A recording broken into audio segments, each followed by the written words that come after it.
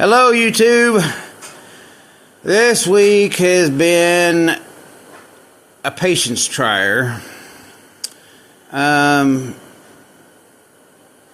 What I thought would be a very simple thing turned out to be one of the most complicated things in this whole process.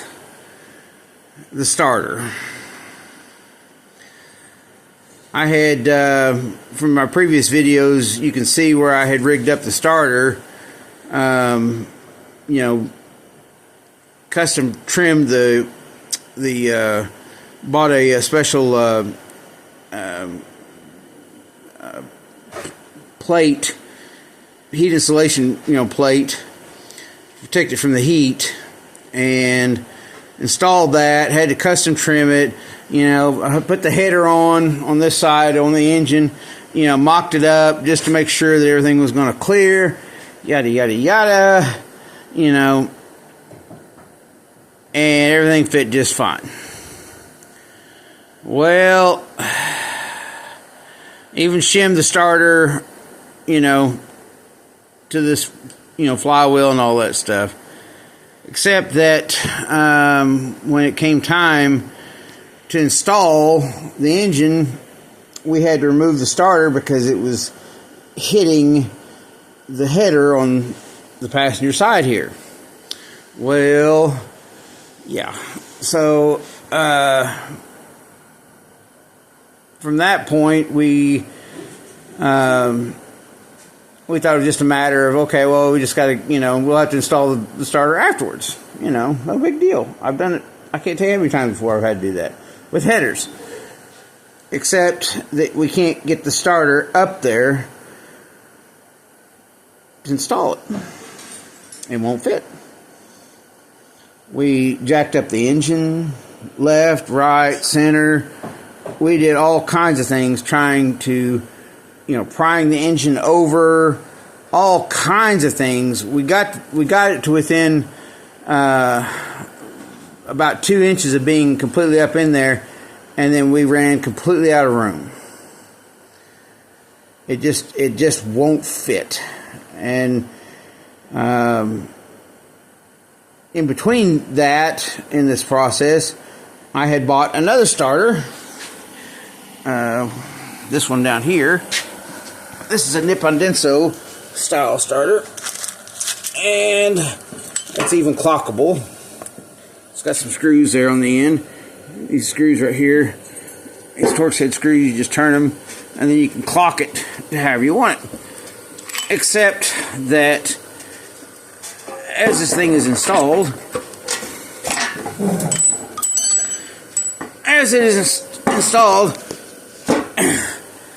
this part of the starter is contacting the header. So I thought, oh, rotate the starter. Except that what it does is it rotates this, and it causes this stud here to hit the header tube. And even if I cut that stud off, which you don't want to do, I don't think I'd have had enough room to bolt the header up.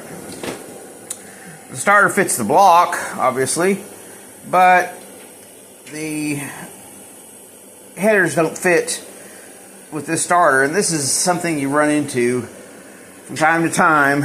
Just a combination of, changes of parts causes these kinds of issues. There's my starter that I had originally made up for this, a stock style starter, high torque GM starter with the heat shield. And now I'm looking at having to buy an Hitachi starter that's a lot smaller in size and doesn't protrude out so much this far from the center line.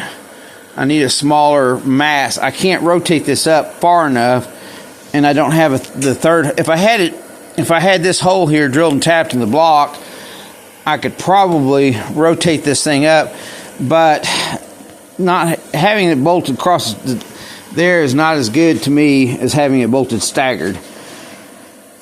It would have probably worked, or I could have put, all three in there, I guess. But the problem is that this ear right here keeps the bolt from going in if you rotate it too far over. Plus, it hits against this block if it's too far. It could go about maybe a 1/4 inch that way before it hits the block. So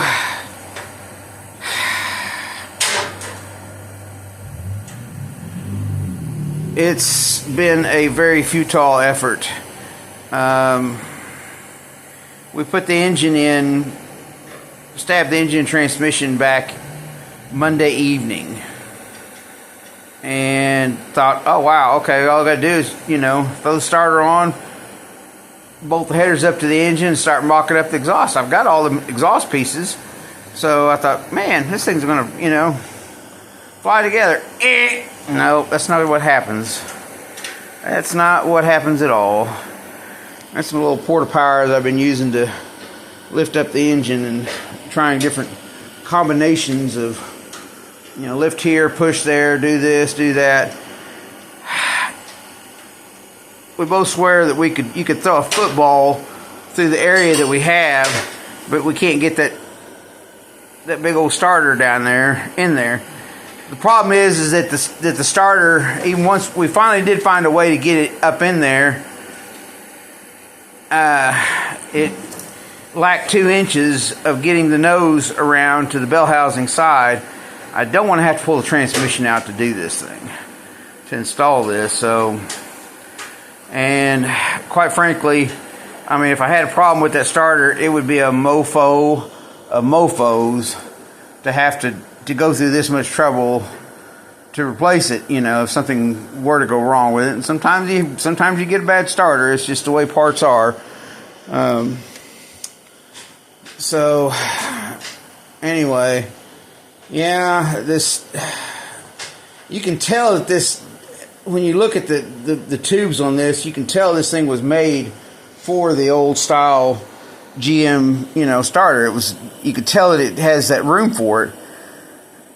I don't know. We tried and tried and tried and tried, short of taking the engine back out, which right now there's so much snow and ice on the ground, we couldn't even get the hoist back down here right now if we wanted to, without picking it up and carrying it, and I don't want to do that. But here again, I mean, I got to think about serviceability somewhat, and it's just, it'd be a mofo to get that thing back out. I mean, I just don't want to have to do that. But unfortunately, this whole week has been a very futile effort in trying to get much done. Kurt's underneath there right now running a new fuel line.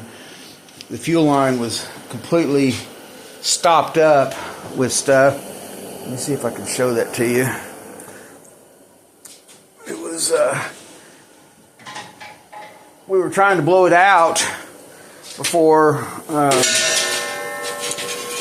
when we were installing the tank, and you can't see it now. There was a bunch of crap in there. I mean, looked like stalagmites and stuff that you'd see in a cave. I mean, it was gunk. It was solid, and I guess it's just old fuel or whatever that was in there and didn't want to come out. It corroded really bad, and the fuel line, where the point where I showed you, had broken. It broke when he was trying to take that line out of there. See, there's the other part of the line right there.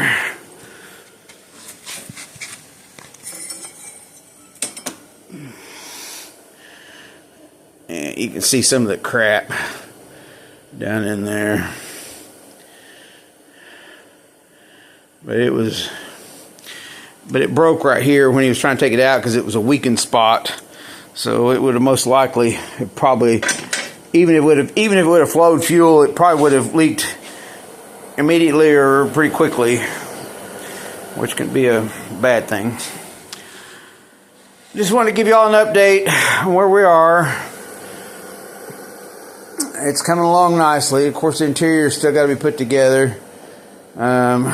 lots and lots of work to do left on this thing. Got lots of brand new parts ready to go. I can't put anything, I can't connect anything top side of the engine until I get this starter here, because I need to make sure that you know, I'm not going to have to do something. I think that new small starter, the Hitachi one, will fit in there pretty well, and we can go with that. I thought that for sure that we were past all the big issues, all the big, you know, complicated stuff, and something that I just never would have thought would be a problem turned out to be one of the biggest problems or issues with this whole build. Have a good day, y'all.